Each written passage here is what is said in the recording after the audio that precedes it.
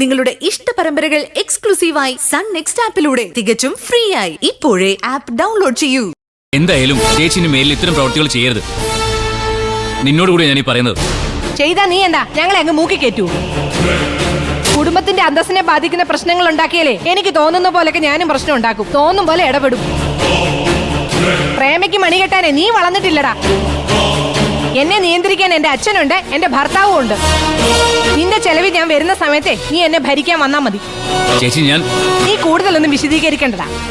നിന്നെ ഒന്നും കേൾക്കാൻ എനിക്ക് സമയമില്ല. ഇനി സമയമുണ്ടെങ്കിലും സൗകര്യമില്ല. പിന്നെ സംസാരിക്കാം.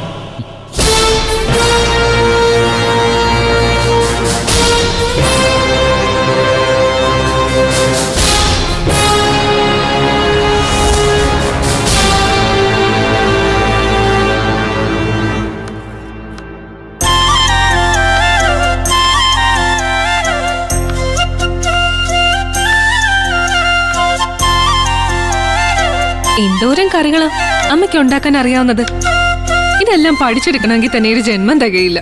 അതൊക്കെ മോള് പെട്ടെന്ന് പഠിക്കും. പിന്നെ ഒരു നേരത്തെ ഊണിന് ഒരുപാട് കറിയൊന്നും വേണ്ട, നാവിന് രുചിയുള്ള ഒരൊറ്റ കറി മതിയെന്ന ശങ്കരേട്ടന്റെ പക്ഷം. എന്തായാലും ഒരു കറിയെങ്കിൽ ഒരു കറി നല്ലൊരു കിടിലം കൂട്ടാൻ ഉണ്ടാക്കി ഞാൻ അമ്മയ്ക്ക് തരും. അമ്മ ഞെട്ടിപ്പോ നോക്കൂ. പിന്നല്ല. അല്ല മോളെ, കാഞ്ചനമാട എവിടെ പോയതാ? കാഞ്ചന മേഡോ? അതെന്തു പറ്റി? അപ്പച്ചി അമ്മയ്ക്ക് വല്ല ഇൻസ്ട്രക്ഷനും തന്നിട്ടുണ്ടോ അങ്ങനെ വിളിക്കണോന്ന്? ഇല്ല, ഞാൻ ബഹുമാനം കൊണ്ട്.